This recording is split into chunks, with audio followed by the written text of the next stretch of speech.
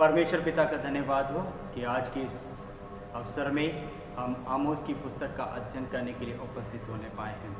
निश्चय है ये आमोस की पुस्तक हम में से हर एक जन के लिए, जो हमारे श्रोतागण हैं और इस वचन को सुनने के लिए तत्पर पाए जाते हैं, हर एक के जीवन के लिए ये आशीष का कारण बनने पाएगा।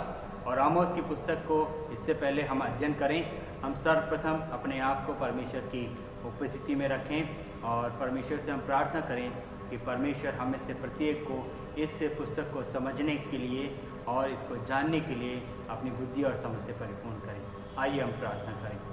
परमेश्वर पिता, हम तेरा धन्यवाद देना चाहते हैं प्रभु जी, आज के इस समय के लिए जब हम आमोस की पुस्तक का अध्ययन करने के लिए पिता परमेश्वर एकत्रित होने पाए हैं। प्रभु, हम तेरी अगुवाई अपने जीवन के लिए मांग लेते हैं। इनकी प्रार्थना करते हैं अपनी बुद्धि और समझ से परिपूर्ण कर कि पिता परमेश्वर तेरे वचन ये हमें से हर जन के लिए आशीष का कारण बनने पाए। प्रार्थना तेरे बेटे और हमारे उद्धारकर्ता प्रभु यीशु मसीह के नाम से मांगते हैं, आमीन। आमोस की पुस्तक को यदि हम अध्ययन के रूप में लेना चाहते हैं तो आमोस की पुस्तक को समझने से पहले हमें आमोस को समझना अवश्य होगा। आमोस एक ऐसा व्यक्ति है जो कि बाइबल के अनुसार एक चरवाहे के रूप में बताया गया है और जो कि ऐसा चरवाहा है जिसे परमेश्वर ने चुना, बुलाया ताकि वो उसकी ओर से परमेश्वर की उन बातों को लोगों पे प्रकट करने पाए और परमेश्वर अपनी योजनाओं को उसके द्वारा उन सभी लोगों के जीवन में पूर्ण करना चाहता है। और जो कार्य परमेश्वर ने आमोस को सौंपे हैं उन सभी को हम धीरे धीरे आमोस की पुस्तक में देखने पाएंगे। सर्वप्रथम हमारे लिए आवश्यक है कि हम आमोस की पुस्तक से पूर्व आमोस के विषय में जानें। आमोस शब्द का अर्थ है बोझ या बोझ का उठाने वाला। और आमोस के विषय में हम और आगे बढ़ेंगे। आमोस जो है वो तकवा नगर का था जो यहूदा प्रदेश में स्थित था और यरूशलेम से केवल या यूँ कह लीजिए दक्षिण की ओर 12 किलोमीटर की दूरी पर था। ये डेड सी यानी मृत सागर के पश्चिमी दिशा की ओर है। और आमोस भी हम देखते हैं कि आमोस अन्य जाति से नहीं है या किसी और गोत्र से नहीं है, ये इज़राइल के एक बहुत बड़े गोत्र से है, अर्थात ये यहूदा के गोत्र से संबंध रखता है।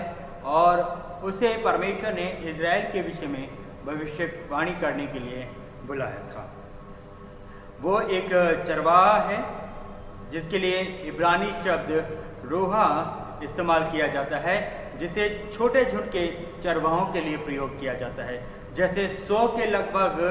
परंतु यहाँ ये शब्द सामान्य नहीं है, यहाँ इसके लिए दूसरा शब्द इस्तेमाल किया गया है।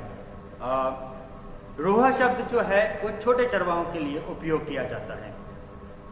ऐसे चरवाहे जो केवल 100 या 100 से ऊपर कुछ भेड़ों के या बकरियों के या गाय के या बैलों के ऊपर चरवाहे का काम करते हैं या उनको संभालते हैं। तो मुख्य रूप से रोहा उन जैसे चरवाहों के लिए उपयोग किया जाता है। लेकिन अगर हम आमोस की बात करें तो आमोस के लिए ये रोहा शब्द इस्तेमाल नहीं होता है। आमोस के लिए इब्रानी का दूसरा शब्द है जिसे नाकेद कहा जाता है। नाकेद शब्द का भी अर्थ चरवाहा है, लेकिन इसमें चरवाहे की जो इम्पोर्टेंस है, चरवाहे की जो विशेषता है वो बढ़ जाती है। मतलब कि नाकेद उन जैसे चरवाहों के लिए उपयोग किया जाता है जो कि 1 लाख या 10 लाख तक की भेड़ बकरियों के ऊपर चरवाहे का कार्यभार संभालते हैं। या यूँ कह लीजिए उनके ऊपर जो चरवाहे होते हैं उनके ऊपर के अधिकारियों को या उनके बड़े चरवाहे को नाकेद शब्द से पुकारा जाता है या उनके लिए नाकेद शब्द को इस्तेमाल किया जाता है।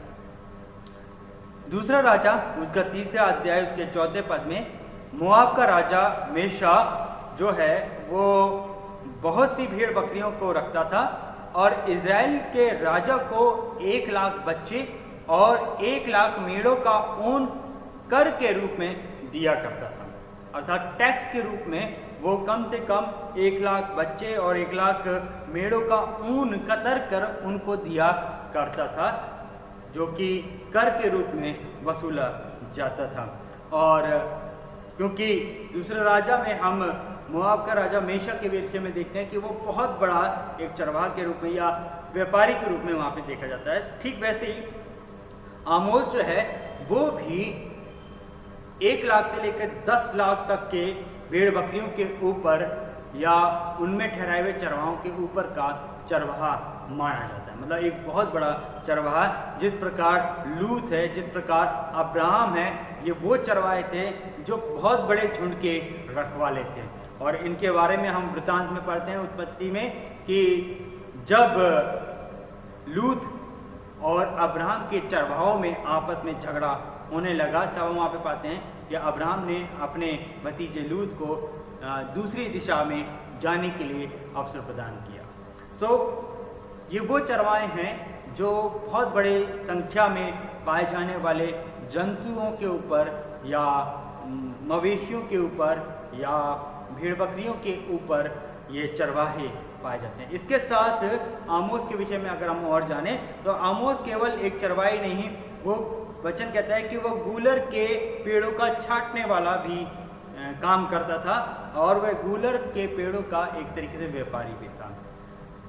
आमोस जिस क्षेत्र में अपनी भेड़ बकरियों को चराता है वो बहुत ही हरियाली भरा क्षेत्र पाया जाता है, और जैसा कि वचन भी हमें बताता है कि वो गूलर के पेड़ों का छांटने वाला था, अर्थात वो गूलर के पेड़ों का भी व्यापार करता था, उनको छांटता था और उनको छांट कर उनके पेड़ों को वो व्यापार के लिए इस्तेमाल करता था। तो यहाँ पर हम उसकी स्मृति के बारे में पढ़ते हैं कि आमोस कोई छोटा या साधारण जन नहीं है, वरन वो एक बहुत बड़ा व्यापारी भी है और एक जिम्मेदार व्यक्ति भी है।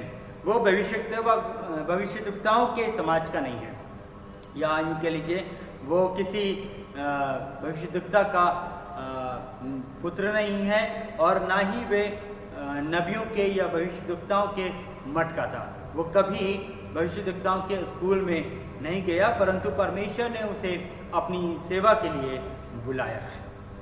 उसकी बुलाहट के विषय में अगर हम परमेश्वर के वचन को पढ़ेंगे तो परमेश्वर के वचन में हमें आमोस की पुस्तक उसके 7वें अध्याय के 15वें पद में हम पाते हैं, जब अमस्या ने उसे इज़राइल के राजा यारोबाम के विषय में चुप रहने को कहा, तब परमेश्वर के हम उस बुलाहट को उस स्थान पर आमोस के जीवन में देखते हैं। और लिखा है कि अमस्या ने यारोबाम के विषय में चुप रहने को जब कहा, परमेश्वर मनुष्यों को उस समय बुलाता है जब वो अपने दैनिक कार्यों में व्यस्त होते हैं। वैसे ही इस पद में हम आमोस के विषय में भी पढ़ते हैं कि ये वो पद है जहाँ पर आमोस को परमेश्वर ने अपनी बुलाहट के लिए रखा है, जहाँ पे वो अपनी बुलाहट को अमस्या के सामने प्रकट करता है कि तू मुझे चुप रहने के लिए बोल रहा है, लेकिन निश्चय है कि मुझे तो परमेश्वर ने अपनी बातों को इज़राइल पे और इज़राइल के पड़ोसी देशों पर प्रकट करने के लिए ही बुलाया है। और जैसे दाऊद अपनी भेड़ बकरियों को चरा रहा था और गिदोन भी गेहूं साफ कर रहा था, ठीक उसी प्रकार आमोस भी जो है वो अपने दैनिक जीवन की व्यस्तता में पाया जाता है, अपने कारोबार में वो पाया जाता है और बड़ा व्यस्त उसका जीवन दिखाया गया है। लेकिन इसके बावजूद भी परमेश्वर अपने लोगों को तब बुलाता है जब वो व्यस्त होते हैं, और जैसे कि उसने दाऊद को बुलाया जब वो भेड़ बकरी को चरा रहा था और गिदोन को बुलाया, उसी रीति से उसने आमोस को भी अपने इस कार्य के लिए बुलाया है। आमोस की भविष्यवाणी का अगर हम समय का पता करें तो आमोस की भविष्यवाणी का समय काल लगभग यहूदा राजा उज्जिया सन 790 से 739 ईसा पूर्व और इज़राइल शासन काल में यारोबाम द्वितीय 753 से 793 से 753 ईसा पूर्व में रहा है। ये समय भौतिक संपन्नता का समय था और दोनों राज्यों का जो विस्तार है यहाँ पर बहुतायत से हो रहा था, अर्थात 790 से 739 में यहूदा के राजा उज्जिया के शासनकाल में, और 793 से 753 ईसा पूर्व में यारोबाम द्वितीय के शासनकाल में हम उसकी बुलाहट के विषय में पाते हैं और उसके कार्य के विषय में हम देखते हैं कि किस रीति से परमेश्वर ने इन समयों में उसके द्वारा अपने कार्यों को पूरा किया। दो बड़े बड़े व्यवसायों को करने वाले व्यक्ति के लिए संभव है कि वह अनेक स्थानों का भ्रमण भी करता है।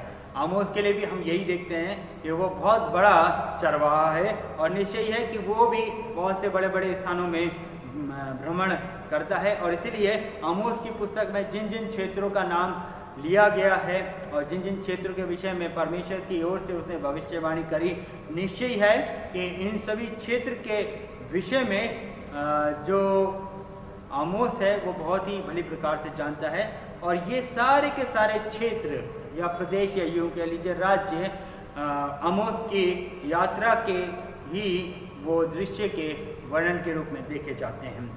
दोनों राज्यों का अगर हम वर्णन आपके सामने रखें तो दक्षिण राज्य अर्थात यहूदा प्रदेश में के शासनकाल की बात करें या यूं कह लीजिए उज्जिया राजा शासनकाल के विषय में बात करें तो वहाँ की परिस्थिति कुछ ऐसी चल रही थी कि फिलिस्तीन के पश्चिम दिशा तक, अमोनियों के पूर्व तक और दक्षिण में अरब राज्य तक उज्जिया का राजनीतिक प्रभाव मिस्र तक पाया जाता है।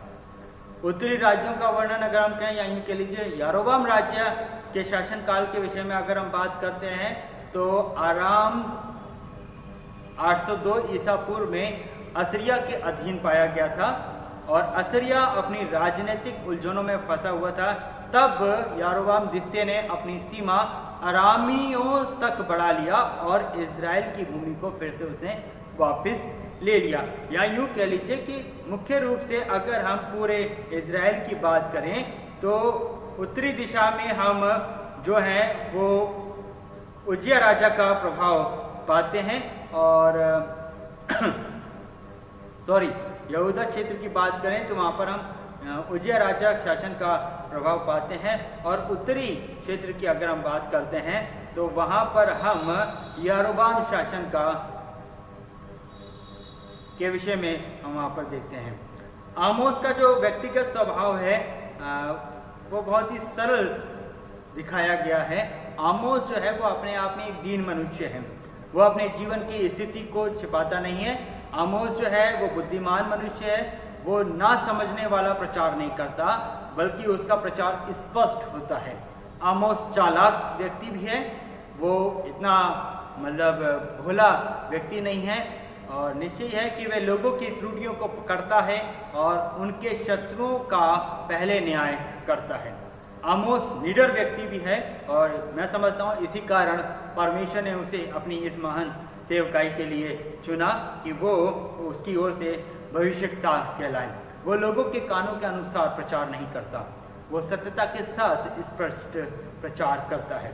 आमोस एक विश्वास योग्य दास है या यूँ कह लीजिए वो विश्वास योग्य सेवक है। उसके हर एक कथन में हम परमेश्वर को सर्वप्रथम आगे देखते हैं। वो अपने हर एक कथन में यूँ कहता है, परमेश्वर यूँ कहता है। ये जो वाक्य है ये आमोस की पुस्तक में कई बार आया है और यही उसके संदेश का आरंभ भी रहा है। वह यारोबाम के सामने भी स्पष्ट रूप से परमेश्वर को या परमेश्वर के वचन को प्रकट करने के लिए झिझकता नहीं है और उसने स्पष्ट रीति से यारोबाम को भी बता दिया कि उसे क्या करना चाहिए। आमोस के समय काल के अन्य नबी भी रहे हैं। हम ये नहीं कह सकते कि आमोस के समय में केवल आमोस ही परमेश्वर के वचन का प्रचार कर रहा है या भविष्यवाणी कर रहा है। आमोस के ही समय काल में होशे जो इजराइल के भविष्यद्वक्ता थे अर्थात उत्तरी साम्राज्य यारोबाम राजा के शासन काल में होशे आमोस का सहकर्मी के रूप में देखा गया है। मतलब कि उत्तरी साम्राज्य में दो नबी हैं, एक आमोस और दूसरा होशे जो इस समय परमेश्वर के ठहराए हुए वचन की भविष्यवाणी करते हुए प्रतीत होते हैं। दूसरा यशाया और मीका जो कि यहूदा के भविष्यद्वक्ता कहलाते हैं अर्थात दक्षिणी साम्राज्य उज्जया राजा के शासनकाल में। ये जो लोग हैं ये यशाया और मीका का यहाँ पर विवरण पाया जाता है, जो कि परमेश्वर के वचन की भविष्यवाणी करने के लिए यहाँ पर उपस्थित पाए जाते हैं। आमोस के समय काल में जब वो परमेश्वर के वचन की भविष्यवाणी करता है और नबी के रूप में वो अपने कार्य को कर रहा है, तो पूरे इज़राइल में हम मुख्य रूप से इस दौरान 4 नबियों को पाते हैं। आमोस है, होशे है, यशाया है और मीका है। कथासार की अगर हम बात करें तो कथासार से मेरा तात्पर्य यह है कि हम इससे पहले कि पूरी पुस्तक का अध्ययन करें, हम उसको बहुत ही छोटे या संक्षिप्त रूप में उसको हम समझने का प्रयास करेंगे। प्रस्तुत अध्याय में इज़राइल और यहूदा के विरुद्ध परमेश्वर का न्याय दिखाया गया है, जिसमें न्याय की घोषणा है जो हमें आमोस की पुस्तक उसके पहले और दूसरे अध्याय में मिलती है। न्याय की घोषणा उन क्षेत्रों के विषय में या उन राज्यों के विषय में जो यहूदा और इज़राइल के पड़ोसी देश माने जाते हैं, जैसे दमिश्क, गाजा, सोर, एदोम, अमोन, मोआब और यहूदा के लिए। दूसरा, न्याय का कारण, जो कि आमोस की पुस्तक उसका 3रा अध्याय और उसके 6वें पद तक हमें मिलता है। पहले 2 अध्यायों में न्याय की घोषणा है परमेश्वर की ओर से, और 3रे अध्याय से 6वें पद में न्याय का कारण परमेश्वर ने यहाँ पर प्रकट किया है, जिसमें 5 संदेश हमें देखने को मिलते हैं और उन 5 संदेशों को हम अध्ययन के दौरान आगे और भी देखते जाएंगे। तीसरा है न्याय का परिणाम। आमोस की पुस्तक उसका 7वां अध्याय से 9वें अध्याय तक हम पढ़ते हैं। न्याय की घोषणा करी गई, न्याय क्यों हो रहा है इसका कारण हमें बताया गया है, और न्याय करने के परिणाम परमेश्वर की ओर से क्या ठहराए गए हैं वो हमें देखने को मिलता है। 7वें अध्याय से 9वें पद में हम न्याय के परिणाम को देखेंगे, जो कि हम अपने आदरणीय पासवान रेवरेंड नीलेश सिंह के माध्यम से प्राप्त करेंगे, और जिसमें हम टिड्डियों का दल के विषय में बात करेंगे कि परमेश्वर का ये परिणाम उनके जीवन में किस रीति से आया। विनाशकारी आग के विषय में हम बात करेंगे, साउल द्वारा जांच की हम बात करेंगे, और फिर परमेश्वर के क्रोध को हम समझने का प्रयास करेंगे कि किस रीति से परमेश्वर क्रोध इन सभी देशों के प्रति या इन सभी राज्यों के प्रति उतरता हुआ पाया जाता है। और अंत में उस न्याय के बाद एक बार फिर से परमेश्वर के अनुग्रह में हम पुनः स्थापना को देखते हैं, जो कि हमें अंतिम अध्याय आमोस के 9वें अध्याय में मिलता है।